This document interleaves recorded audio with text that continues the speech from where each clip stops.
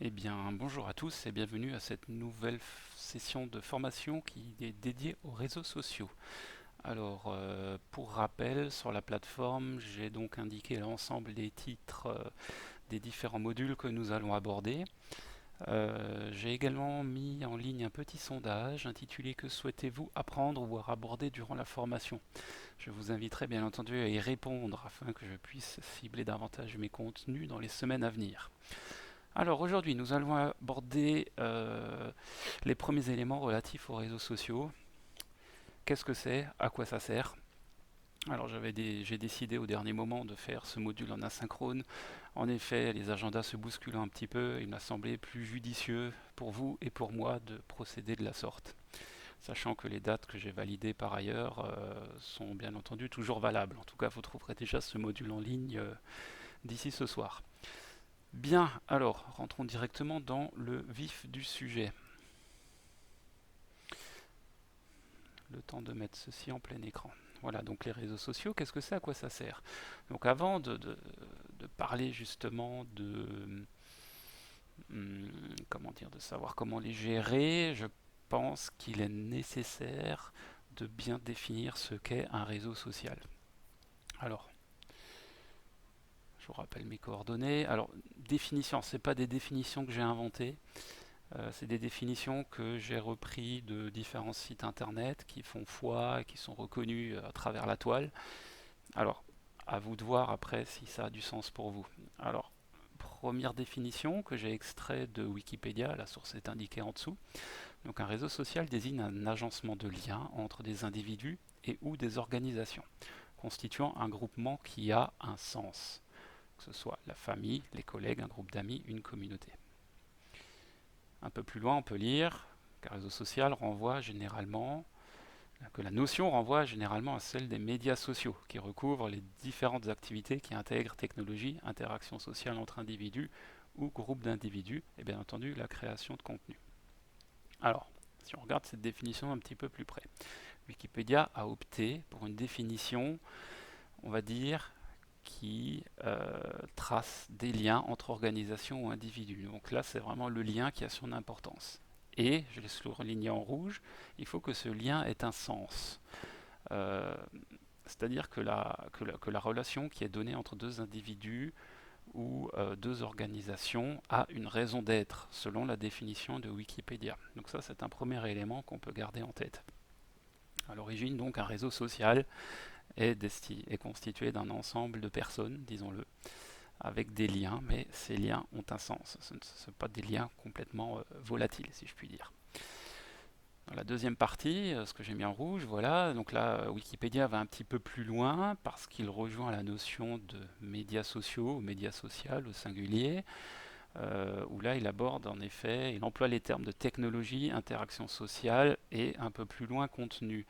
Donc là, c'est vraiment le réseau social dans le sens le plus, ouais, dans son approche la plus digitale. C'est ce que nous connaissons, ce à quoi nous sommes confrontés au quotidien. Donc voilà. Donc là, ce qui est mis en avant, c'est on va dire plutôt le lien, oui, toujours, mais via un outil, une technologie qui permet d'animer ce réseau social via la création de contenu.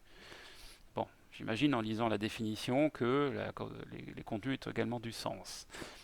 Euh, on peut dire que là, c'est presque une approche, on va dire, qu'on peut retrouver en linguistique, pour ceux qui ont fait des cours de linguistique avancée.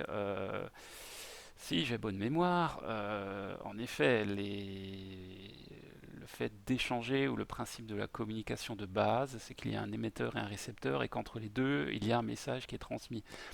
Ce message doit être à la fois émis de manière claire et compris de manière claire. C'est un peu vers ça que tend cette définition-là, j'ai l'impression en tout cas. C'est-à-dire que ces contenus doivent avoir une raison d'être. Voilà, bon, voilà ce qu'il en est pour la définition de Wikipédia. Je ne vais pas trop m'attarder dessus. À vous de cliquer sur le lien et de la lire dans son ensemble. Mais enfin bon, c'est une première approche. Deuxième définition que j'ai tirée du site emarketing.fr, voilà, qui est un site également assez connu. Donc là, c'est un extrait que j'ai repris. Donc, alors je vais vous la lire. Donc, le réseau social défini, C'est l'apparition sur le web de services de mise en relation simple et rapide, et qui a donné à cette caractéristique de toute société humaine non seulement une dimension planétaire, mais également un mode de fonctionnement beaucoup plus rapide et surtout beaucoup plus interactif. Alors, c'est une définition qui est très différente de la première. En effet, là, ce qu'ils mettent en avant, c'est pas forcément le lien qu'il y a entre les personnes et les organisations, mais c'est plutôt la rapidité de la mise en relation, quelle que soit la raison d'être de ce lien social. Donc, eux, ce qu'ils mettent en avant, c'est la rapidité, la facilité de cette mise en relation, la dimension planétaire, c'est-à-dire que le réseau social ne se cantonne plus seulement à quelque chose de local, mais à mais beaucoup plus mondial. Voilà. Ce qu'ils mettent par ailleurs en avant, c'est la rapidité et l'interactivité. Donc là, ça rejoint également cette notion d'application ou d'outil digital. Voilà, donc là, on glisse un petit peu dans la définition, on ne parle plus de relations strictement humaines, mais on parle, on va dire, un peu plus d'un outil qui permet de, de se lier à des personnes ou à des organisations qui ne sont pas forcément dans une proximité atteignable humainement, enfin si je peux dire ça comme ça. Voilà. Troisième définition qui m'a semblé très intéressante. Alors là, je me suis intéressé un peu plus aux définitions qu'on trouve sur un autre continent que l'Europe, à savoir au Canada. Les Canadiens ont une approche un petit peu différente du web, comme vous avez peut-être déjà pu le constater. En tout cas, cette définition m'a semblé très intéressante.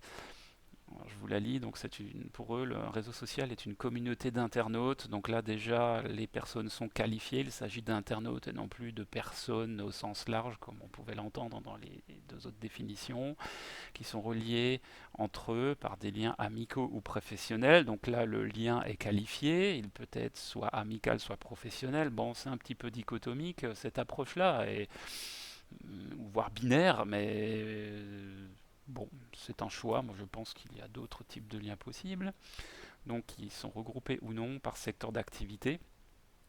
Voilà, qui favorisent l'interaction sociale, la création et le partage d'informations.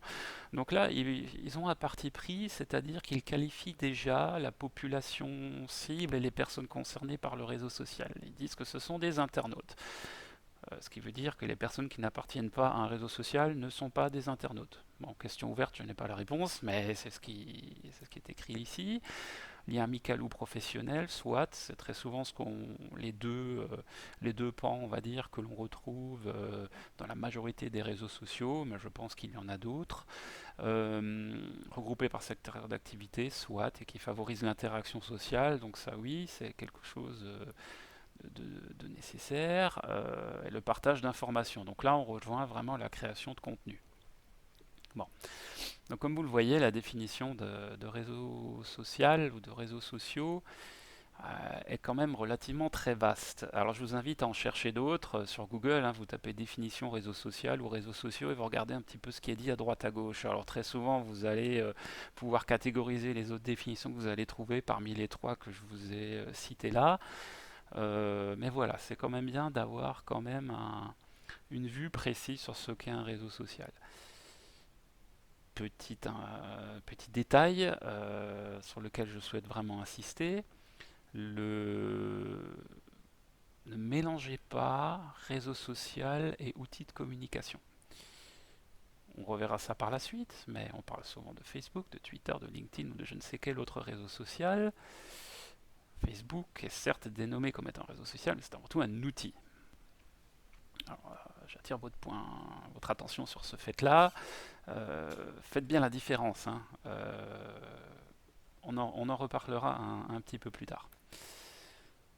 Là, je vous propose ma définition. Alors, bon, c'est un parti pris, certes, à vous de l'adopter ou non, mais c'est la définition de ce que moi je définis comme étant un réseau social. Et c'est une définition qui est basée sur deux choses, à la fois sur ce que j'ai pu lire à droite à gauche, mais surtout également sur mon expérience de réseau social et de la manière dont je les conçois et dont je les vis au quotidien. Donc je vais vous la lire. Alors pour moi, un réseau social, c'est un ensemble de personnes dont le lien relationnel, peut être direct, donc famille, amis, ou indirect.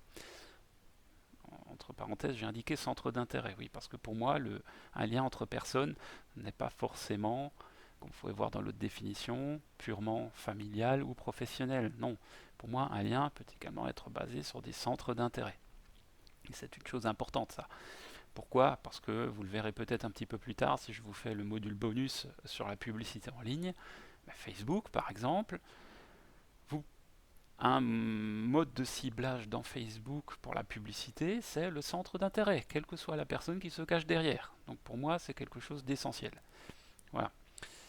Voilà, je continue de lire ma définition. C'est donc un ensemble de personnes dont le lien relationnel peut être direct ou indirect et qui utilisent un même médium de communication. Donc là, on rejoint vraiment l'application. Donc la manière dont le médium est utilisé, le profil des personnes, le type d'information, etc. relève selon moi du pur marketing et de ce que les créateurs du médium social ont voulu en faire.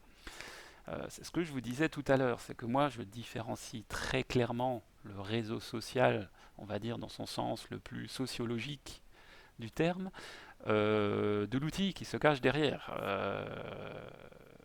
Facebook en est le meilleur exemple. Facebook est un outil qui est utilisé à la fois par des personnes. Quand je dis personnes, c'est monsieur et madame tout le monde, le cercle on va dire privé. Ça c'est la majorité des comptes. À côté de ça, vous pouvez créer des pages qui sont relatives à des centres d'intérêt. Vous pouvez créer des pages qui sont relatives à votre entreprise. Donc ça, c'est on va dire les comptes professionnels. Je le disais tout à l'heure, mais quand vous faites de la publicité sur Facebook, vous avez le ciblage est très vaste, il n'est pas que basé sur le sexe ou sur l'âge des personnes, non, c'est basé sur les centres d'intérêt, sur le niveau d'éducation, sur les revenus, sur je ne sais quoi d'autre. Enfin, vous avez des centaines, voire des milliers de possibilités de ciblage sur Facebook. Donc voilà. Encore une fois, pour moi, l'outil, l'application, appelez ça comme vous voulez, ne doit pas être le cœur même de ce qui définit un réseau social. Facebook est un réseau social, oui, mais pas que. Pour moi, c'est un outil. De même que Twitter, pour moi, c'est un outil qui permet de poster des messages de 160 caractères, un peu plus maintenant, avec une image, des liens, etc. Mais Twitter, si on réfléchit bien, c'est pas un réseau social, c'est un outil de communication. Alors je vous laisse réfléchir là-dessus. À vous de vous faire également vos propres avis. C'est pas ce que je dis là, c'est une vérité, c'est pas la vérité. Donc je vous invite très honnêtement à creuser davantage dans ce sens et à vous faire votre propre opinion. L'objectif, bien entendu, de ce module, c'est pas d'apprendre par cœur une définition que je vous donne dans, dans ce PowerPoint, mais c'est vraiment de vous faire votre propre opinion. Ce que je disais dans le module de présentation, votre propre mindset. C'est-à-dire que si un jour vous êtes dans le milieu professionnel et qu'on vous demande, qu'on vous pose une question par rapport à ça, vous devez être en mesure de répondre, mais par rapport à votre propre expérience, qu'est-ce que vous pensez être juste. Donc voilà, exercice.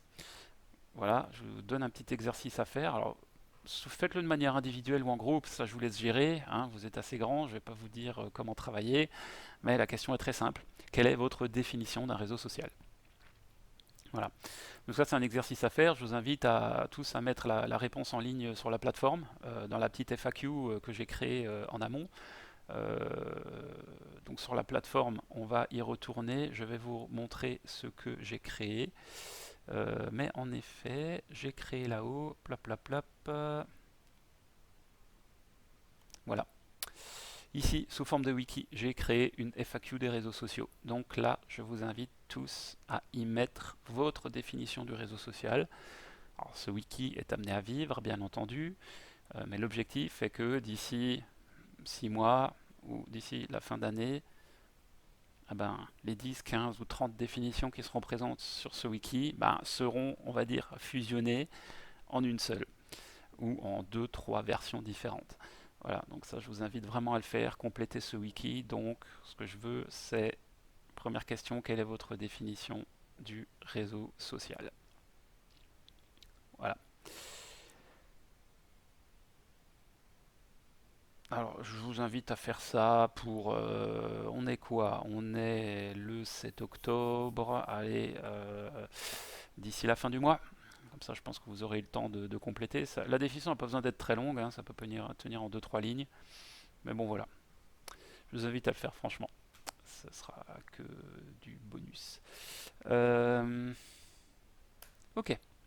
Alors, quelques statistiques. Maintenant qu'on a parlé de réseaux sociaux, je vais plutôt employer le pluriel, c'est plus facile. Euh, donc, quand on parle de réseaux sociaux, qu'est-ce que c'est? Alors, je vous offre quelques statistiques que vous pouvez trouver vous-même sur Internet. On va pas s'attarder là-dessus, c'est juste pour avoir un peu tous la même image en tête. Alors, combien d'êtres humains sommes-nous sur Terre? On est 7,6 milliards déjà. Alors, combien y a-t-il d'internautes? Ben, on est 4,2 milliards d'internautes. Ce qui représente 55% des 7,6 milliards que je vous ai cités tout à l'heure.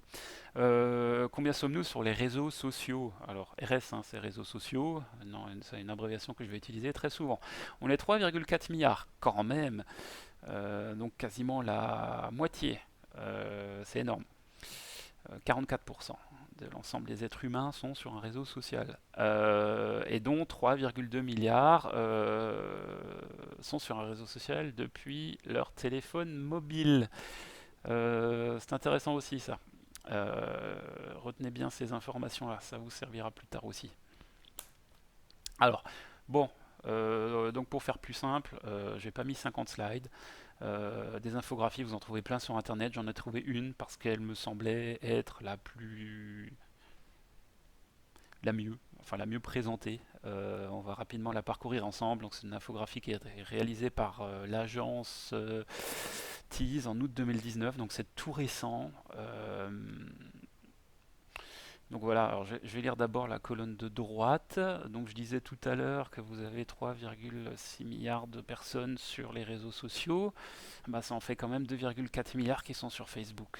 Oui, Facebook est le réseau social le plus utilisé au monde, même s'il a eu beaucoup de problèmes avec les derniers...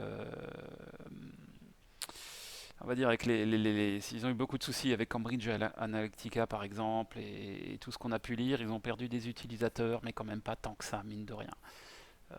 Facebook est bien vivant et s'impose très très bien. Le deuxième, alors oui, là eux ils disent réseaux sociaux. Pour moi c'est pas un réseau social, c'est quoique c'est très discutable. Pour moi c'est plutôt des outils, mais bon encore une fois on ne va pas s'éterniser là-dessus.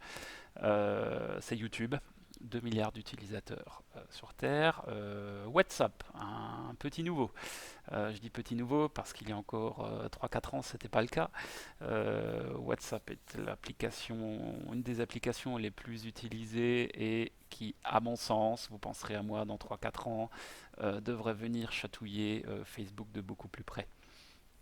Donc on est à 1,5 milliard d'utilisateurs de WhatsApp. Instagram qui est quatrième, qui reste relativement stable, 1 milliard d'utilisateurs. Et par contre, là, oui, c'est étonnant, on a le droit de se poser des questions hein, quand on utilise un réseau social, ça on pourra le voir tout à l'heure également. Snapchat, 203 millions, Twitter, 321 millions, Pinterest, 300 millions et LinkedIn, 260 millions. Il y a quand même de grosses différences. Hein. LinkedIn, c'est 10 fois moins, 10 fois moins, oui, 10 fois moins d'utilisateurs que Facebook. Et voilà.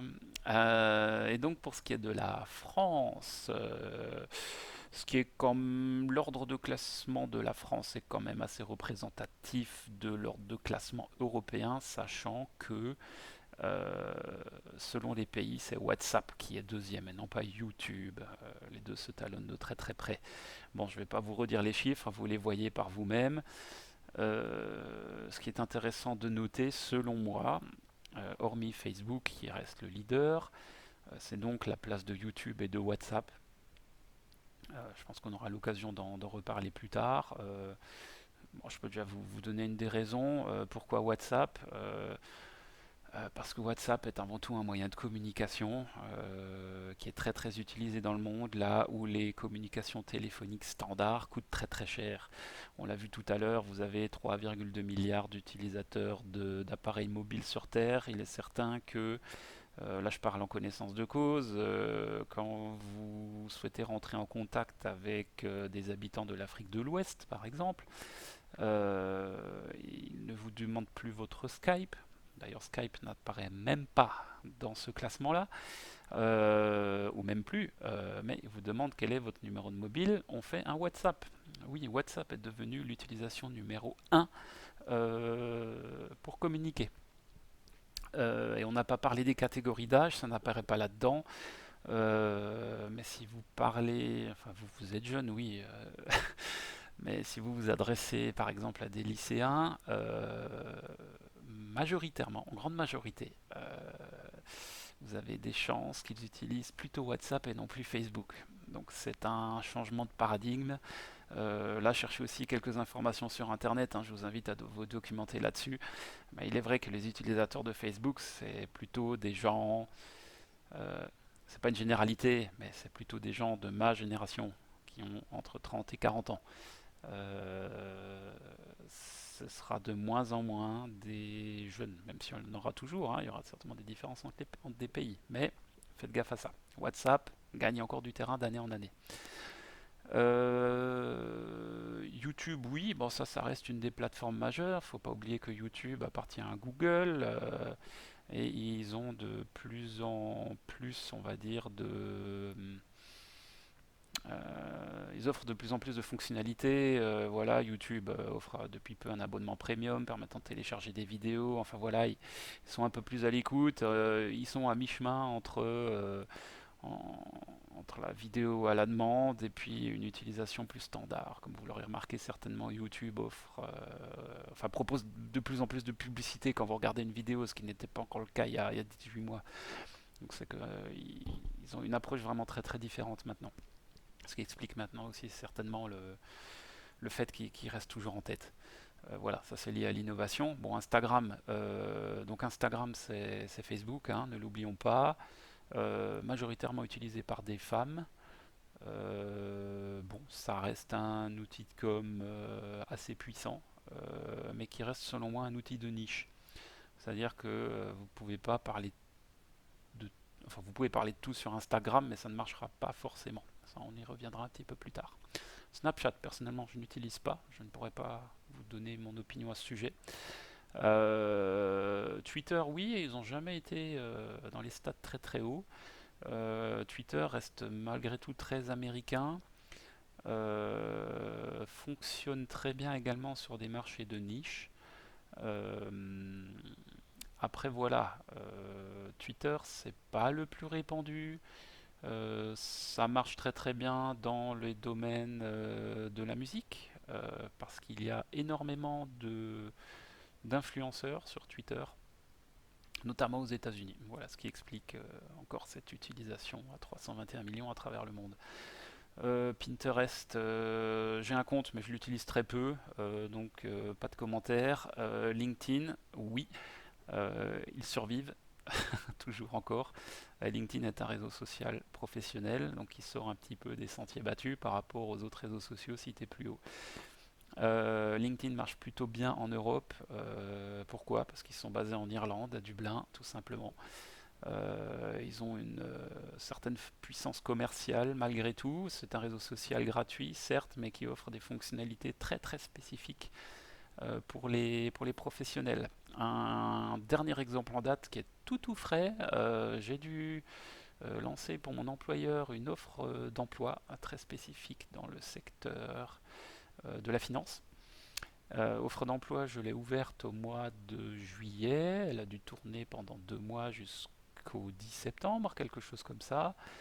On a eu en moyenne, donc c'était sur 60 jours, on a eu 3 réponses par jour pour une offre d'emploi.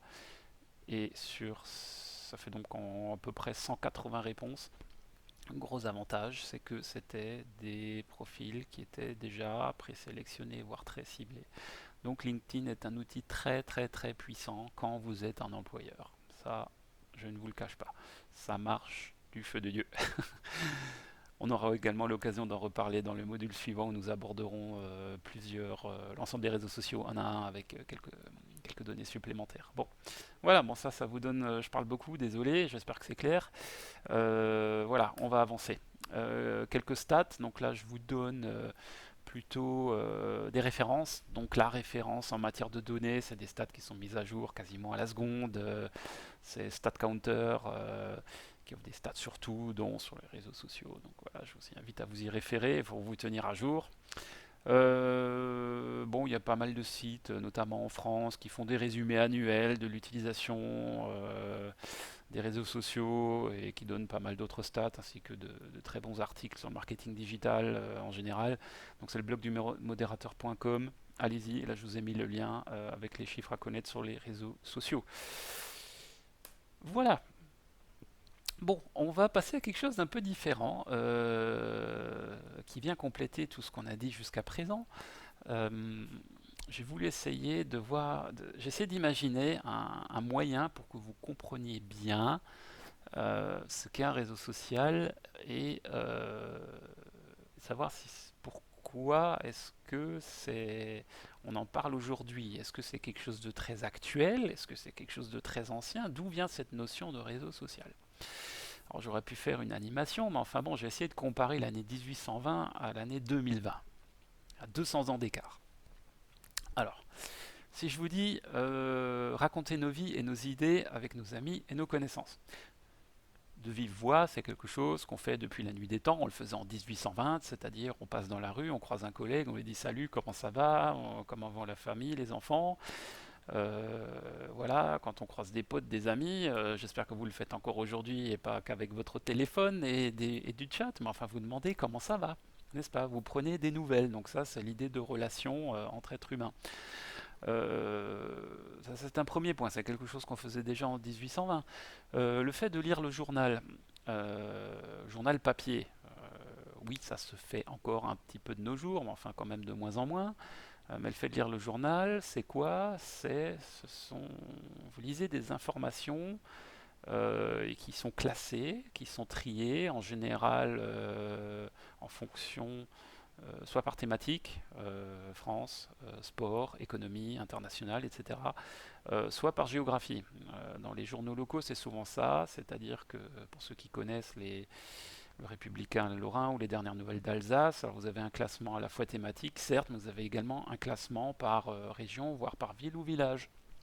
Pourquoi? Parce qu'on se sent toujours plus concerné par l'information proche que par l'information lointaine, qui nous touche un petit peu moins en termes d'émotion.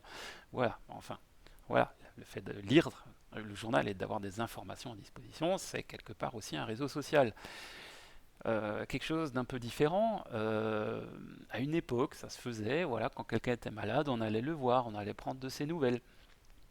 C'est un peu plus triste, mais enfin on le faisait aussi, ça se fait encore de nos jours.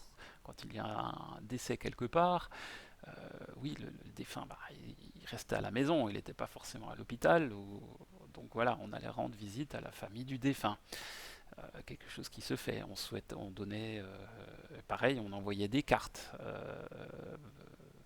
Condoléances, vœux, remerciements, anniversaire, nouvel an, Noël, Pâques et j'en passe quoi. Voilà, il y avait une communication qui se faisait et qui était matérialisée par un support papier en l'occurrence. De nos jours, ça, peut-être qu'on le fait encore, mais on le fait quand même de moins en moins. Et qui c'est qui écrit encore des cartes de vœux à Noël? Alors, je dis pas, il y en a toujours l'un ou l'autre qui me dira ah ouais, moi j'aime bien le faire, mais enfin bon, dans la masse, c'est quoi? C'est totalement négligeable en termes de masse critique. C'est pour ça que j'ai écrit en bas Facebook. Voilà, tout ce qu'on faisait en 1820, on le fait encore de nos jours, sauf qu'on le fait avec un outil qui s'appelle Facebook. Vous racontez vos vies en ligne, vous donnez des idées, vous demandez des nouvelles à vos potes en ligne, comment ça va, tiens, voilà, vous souhaitez les anniversaires en ligne, vous allez même plus les voir, et encore vous n'êtes même plus invité, enfin je caricature un petit peu, les informations, vous les lisez en ligne, oui, peut-être sur Facebook, mais aussi via d'autres moyens, mais enfin, les grosses news passent par le réseau social. Vous rendez plus visite aux malades, certes, mais enfin bon, maintenant vous êtes capable de discuter via Messenger, qui appartient à Facebook. Et voilà, vous pouvez faire des petites conf call vidéo, tiens, comment ça va? C'est triste, désolé, je peux pas passer te voir, mais bon, je te passe quand même un coucou, blablabla. Voilà. Donc, Est-ce qu'il y a vraiment une différence entre 1820 et 1920 de ce point de vue-là? Moi, je dirais non, pas vraiment. C'est-à-dire que la relation entre les gens a toujours existé, il y a toujours eu un lien quelque part. Mais ce lien, la seule différence, c'est qu'il s'est dématérialisé. C'est-à-dire qu'avant, on agissait de manière beaucoup plus physique. Certains appelaient ça la bienséance. Voilà, c'était un peu aussi la normalité. Maintenant, tout cela a changé. Euh, la norme, entre guillemets, c'est quoi? C'est d'utiliser un outil digital qui permet de communiquer. Celui qui n'est pas sur cet outil-là, je ne vais pas dire qu'il passe pour ringard ou quoi que ce soit. Encore pour Facebook, c'est très discutable. On vous en voudra pas si vous n'êtes pas sur Facebook. C'est tout à fait logique avec les problèmes de données et de RGPD qu'il y a pu y avoir. Enfin bon, voilà, c'est pour vous montrer que voilà, on vit différemment aujourd'hui, mais en gros, il n'y a pas grand-chose qui a changé. C'est juste l'outil qui est différent. Alors, deuxième cas. Là, vous allez me prendre pour quelqu'un de très vieux jeu, mais enfin, à une époque, les parents présentaient la jeune fille ou le jeune homme au partenaire en vue potentielle qui est d'un éventuel mariage. Voilà, c'était une relation, c'était vraiment le système de rencontre pouvait fonctionner comme ça. Il y avait des balles, il y avait des kermesses pour ceux qui connaissent le terme. On invitait l'autre à danser. Et ça c'est encore, là j'ai dit 1820, mais enfin dans les années 60 c'était pareil. Discuter un peu avec vos parents. Enfin, il n'est pas rare de rencontrer encore, de connaître des personnes qui se disent ouais on s'est rencontrés lors d'un bal, d'une fête. Certains utiliseraient encore des termes comme boom ou des choses comme ça. Je dis ça en plaisantant, mais c'est un peu ça. C'est-à-dire que il y avait, on va dire, cette relation personnelle et amoureuse, disons-le, qui s'effectuait de manière très concrète. Sans compter, bien entendu, la rencontre un peu plus fortuite, je sais pas moi, que ce soit dans une cour d'école, dans les transports en commun, voire sur le lieu de travail, ou simplement par connaissance, de présentation, qui fait que, voilà, on fait des rencontres. Ah, tout ça, ça marchait très bien. On n'a pas changé tout ça. Sauf que maintenant, on met des outils à disposition. Par exemple, Tinder. Voilà, Tinder, c'est quoi? Ben, ça vous permet.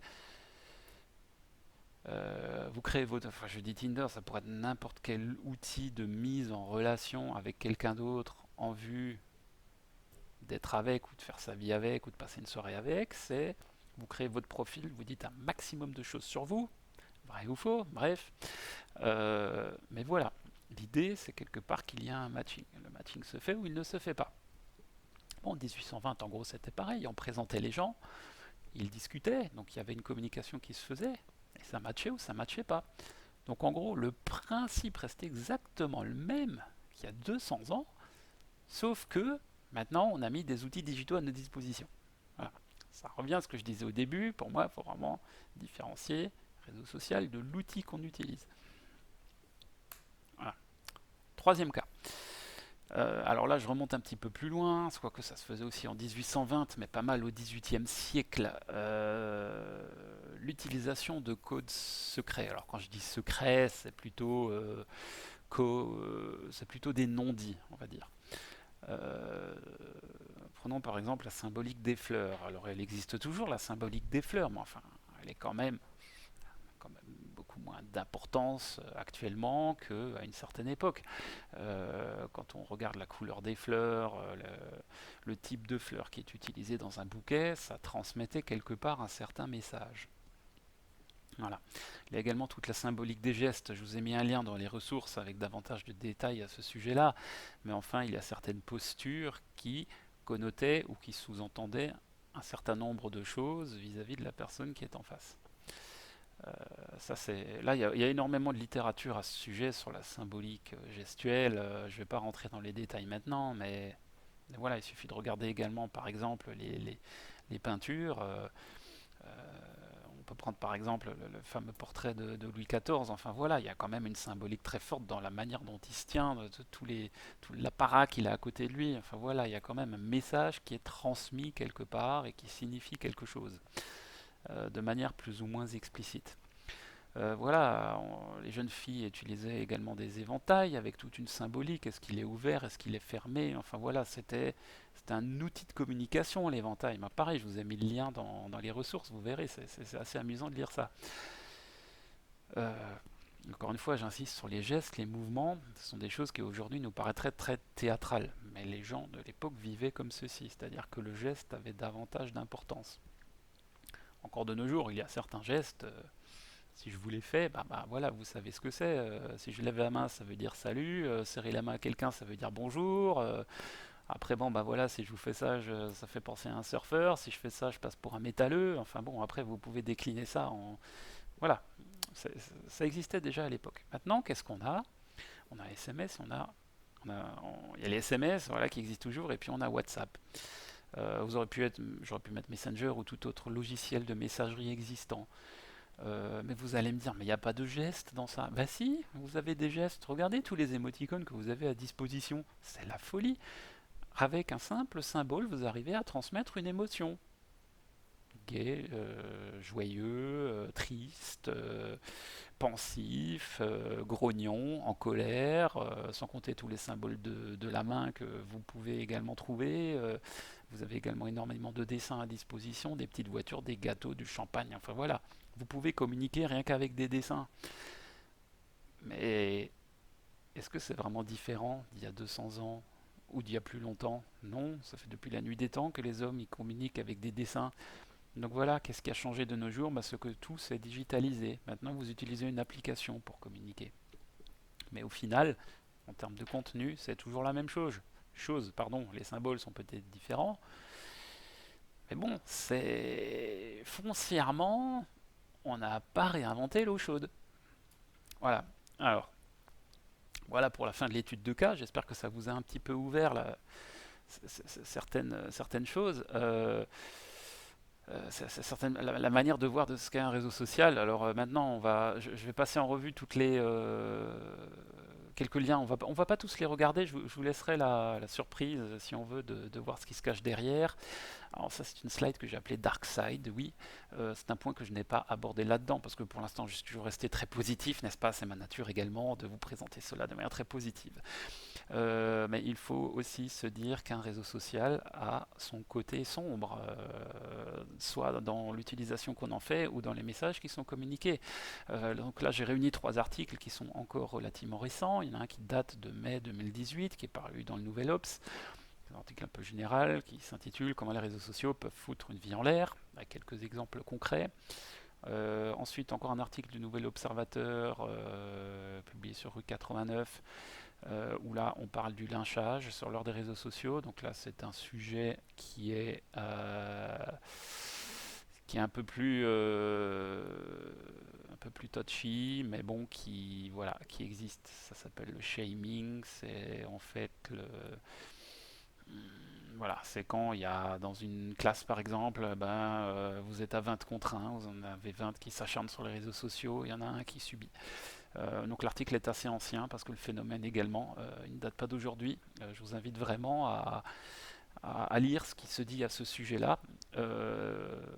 Maintenant voilà, moi je vais vous donner les clés pour savoir comment modérer un réseau social.